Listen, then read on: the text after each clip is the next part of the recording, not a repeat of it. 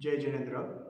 Welcome to the third session of topic delusion. We will start with Mangalacharan.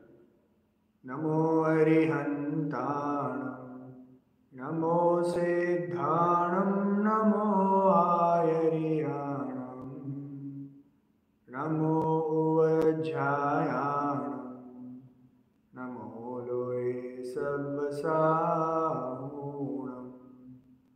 Mangalam Bhagavan Viro, Mangalam Gautamo Gani, Mangalam Kunda Kundaryo, Jaina Dharmostu Mangalam. Delusion or wrong belief. In last two sessions, we saw that delusion or because of wrong belief, JEEV or soul is unhappy and is constantly going around in four different life forms. In the last session, we saw that there are two types of delusion. One is unacquired delusion and second is acquired delusion. Unacquired delusion is basically that where JEEV or soul since eternity is believing that this material body or humanly formed or any other substances around us are actually me or they are making me happy. That is unacquired. Whereas acquired delusion is something which soul would attain new in the present life form from Kudev, Kushastra, Kuguru or wrong God, wrong scriptures and wrong saints. These Kudev, Kushastra and Kuguru would guide the soul in different manner than the actual path to happiness, and soul not understanding the correct path get dragged into it, which leads to further wrong belief over and above the unacquired wrong beliefs. So acquired delusion basically adds another layer to the unacquired delusion, and it gets all the more difficult to get rid of these delusion and be on the path to happiness.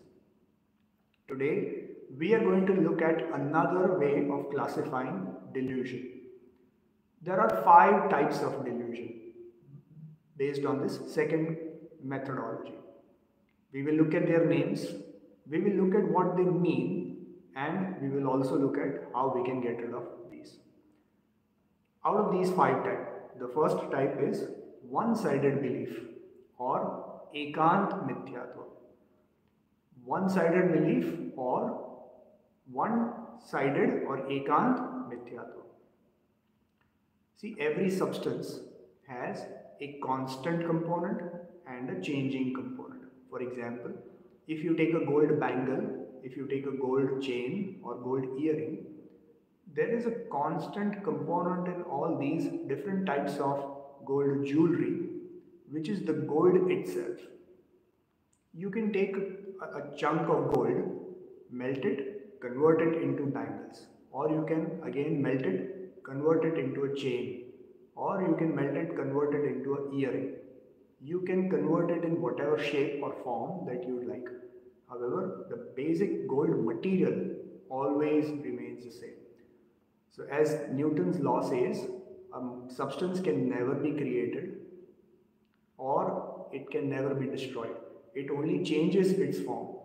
This basic entity of a substance which is eternal, the basic existence of that substance which is eternal is called constant component. And there is a changing component, as we saw in the example of gold jewelries. There is a shape of bangle, there is a shape of chain, there is a shape of earring. You can change that shape by melting and converting gold into a different form of jewelry. So that form or that different type of present existence of that substance is the changing component. So there is a constant component, there is a changing component. However, if you would believe that a substance is always constant, or if one believes that a substance is eternally changing and doesn't have the other side at all, that is called one-sided delusion or one-sided belief. there are grave consequences of these one-sided beliefs actually. Imagine that one believes that soul is constantly changing. There is no eternal component to soul. So there is only momentary, only transient existence of soul. There is no eternal existence of soul. If one would believe this way, that means you can do whatever sin you want in your present moment. The next moment is not that soul. Now the soul is only temporary. So the soul itself is changed. So the soul who is getting fruits or who is getting results of your sins is a different soul. And that is completely wrong belief. Right? There has to be a notion that if I am doing the sin, I myself have to bear the fruit. That means there has to be a constant entity of soul or existence of soul behind that, which is behind these changing forms. Me doing the sin, then me correcting myself, me bearing the results, and me getting rid of those results. There has to be a constant component of soul behind this. Yet there is also a changing component because you do the sin, but you can also correct yourself, right? So there is always this duality in every substance. Every substance is this way. You take an example of our building, for example. The building is made of sand or cement concrete, right? At some point it is going to get deteriorated and those sand will get disintegrated, and you can again make bricks out of the sand from the ground. So it's a constant cycle where the sand material itself remains constant, yet the form of that sand keeps changing. If you have a one-sided belief or if you have one-sided delusion, one would never understand the complete nature of the substance, and one would have just one-sided perspective, which leads to delusion. And the delusion leads to unhappiness. Only when you understand a substance holistically, with its constant and changing component, then only you can have the correct belief and one can have the actual happiness. That's number one. Let's move to number two. Second one is called perverse belief or vipreet mithyatva. Vipreet, perverse, means opposite. Believing exact opposite of what is the actual nature of substances. For example, we know that happiness is actually within the soul. However, not believing that, every soul which is still in the four life forms constantly believe that happiness would come from outside somewhere, while it is within oneself. But one believes that it is outside. It is a completely wrong belief, completely opposite belief of what is the true nature of substance. That is called perverse belief. In simple day-to-day examples, let's imagine that you have fire in your home. Fire is always hot, but you don't know it and you believe that fire is cold and it's okay to touch. You go and touch it and you get burnt and you get unhappiness. So not knowing the nature of substance leads you to perverse belief or wrong belief, leads you to unhappiness. However, if one knows the correct nature of substance, one would not acquire perverse beliefs and one would be happy. For example, if you want to make your milk sweet, you know the correct nature of substance. Sugar is sweet, so you take a spoon of sugar, put it in your milk, and your milk becomes sweet. Not knowing the actual nature of substances, you could take salt, not knowing that it is not going to make your milk sweet, but it is actually going to make your milk salty, and you would be unhappy. But if you know the actual nature of substances, you can make the correct usage of it and be happy.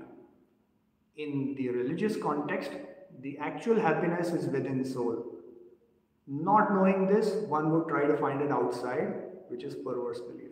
But knowing the actual nature of substance, if you try to find happiness inside, you get the correct happiness.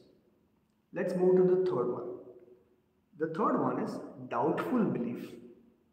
Doubtful belief or having unsurety. Quite a few people who are trying to find the right answers. They're trying to find the actual nature of happiness, but not knowing the actual nature or not able to decide what is the actual nature, they are always in confusion. They are always in two minds, whether soul is eternal or whether it is changing, whether happiness is within me or whether happiness is outside. Not knowing the exact nature of substances would lead you to this confused position, which is called doubtful belief or doubtful delusion. Let's take a common example. Let's say you start uh, taking some medicine for some illness. The illness is you have a lot of headache. You want to take a medicine. You don't want just a symptomatic release. You don't want to take care of headache. You want to know what is the actual root cause of your illness. It could be indigestion leading to headache, or it could be lack of sleep leading to headache, or it could be sinus or cold leading to headache. It could be several different reasons.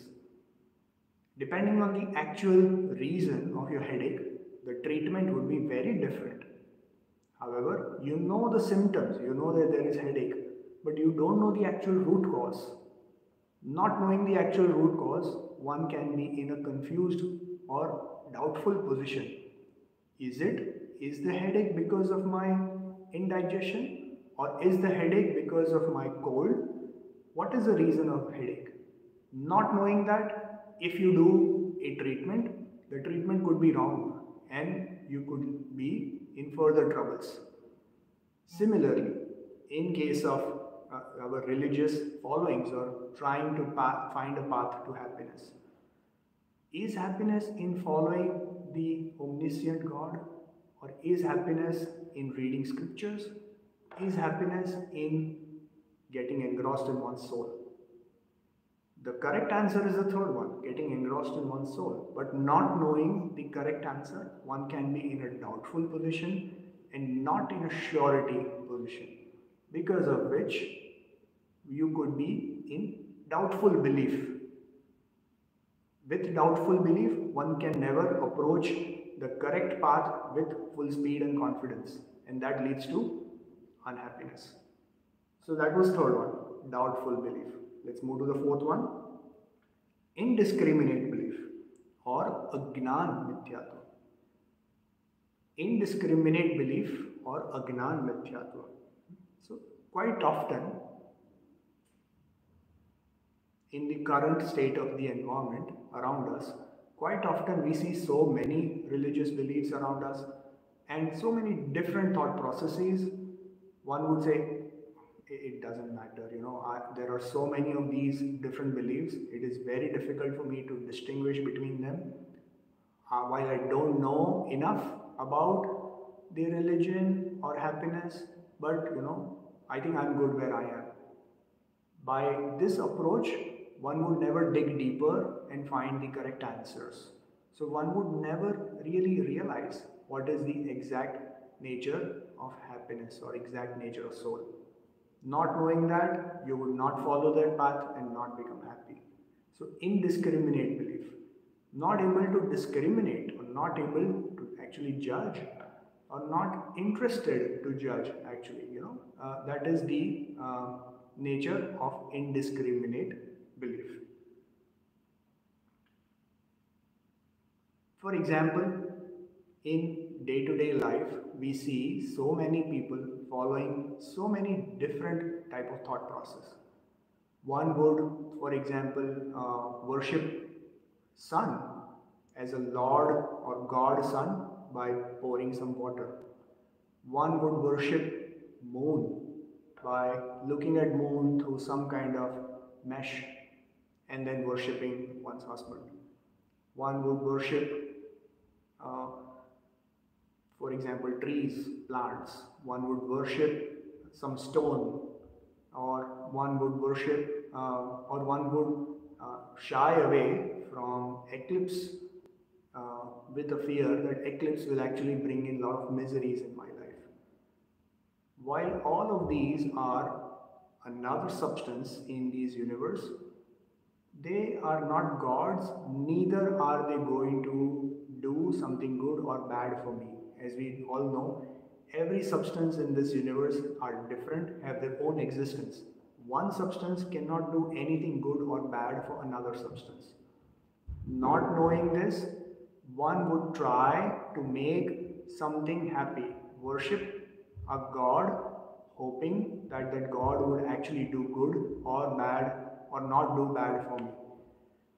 So these type of beliefs are called indiscriminate belief. There are so many of these beliefs, and not able to distinguish what is right, what is wrong is the indiscriminate belief.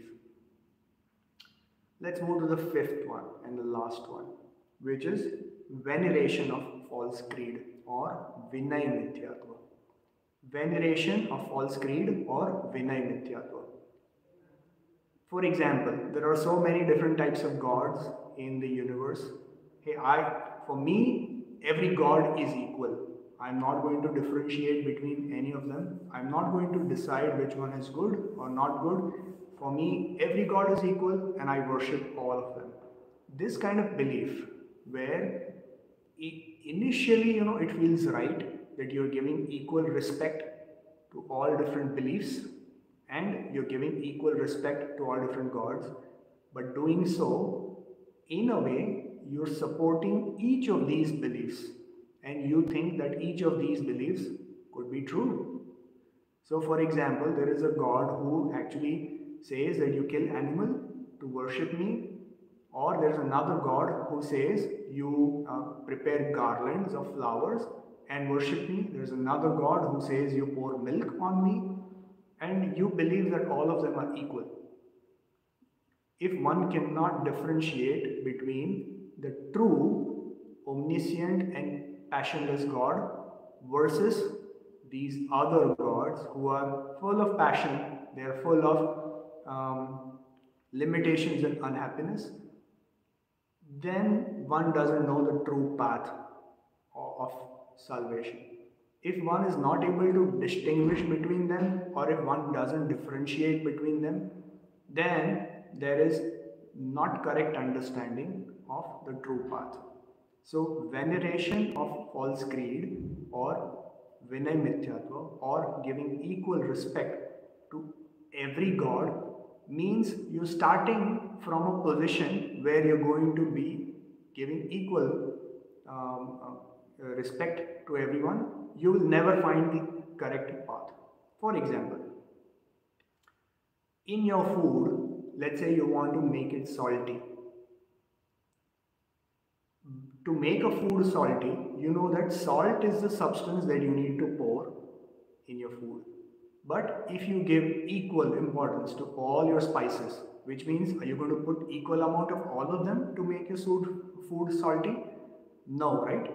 You're going to put only salt because that is the substance that brings you the salty taste. Similarly, if you need happiness in your life, are you going to find the substance that brings you happiness, or are you going to keep all the substances in your life hoping that something will come out of everything? No, right? You will find a substance that actually brings you happiness. You will not give equal importance to all of them. You will find the substance which brings you happiness and follow its lead or follow its path.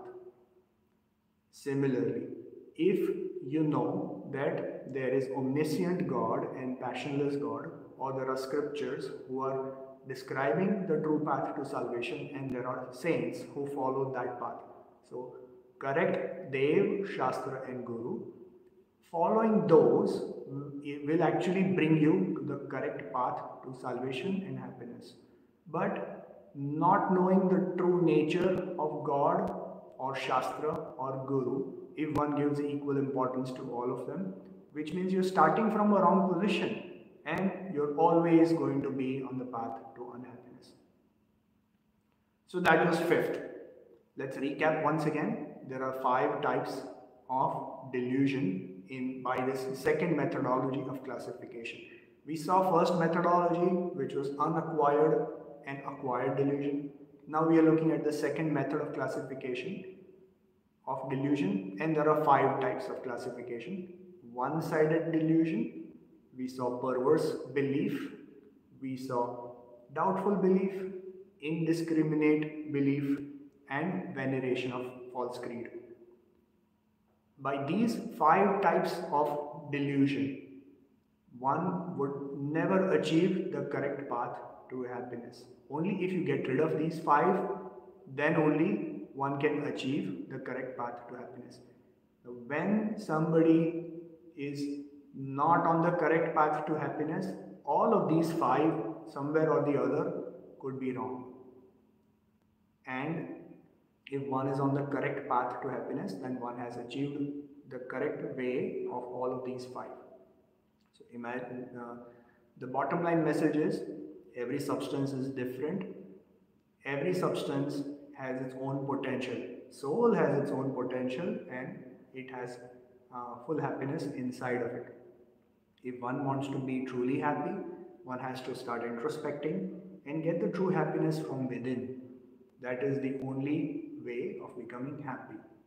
Trying to find happiness from outside substances, not knowing the exact nature of the substance, not able to distinguish between the correct belief and the false belief, having doubtful beliefs, or giving equal respect to all types of beliefs, these are types of delusion and will never get you to the correct happiness. So, please try to find the correct nature of substance, which is soul, and the happiness within, which can get you to true path to salvation. Let's finish with Janmani Stuti. हे जिनवाणी भारती तो ही जपो दिन रैन, जो तेरी शरणाग्रहे सो पावे सुख चैन। जावाणी के ज्ञान ते सूझे लोकालो, सो वाणी मस्तक नमो सदा देत हूँ। जय जिनेन्द्र।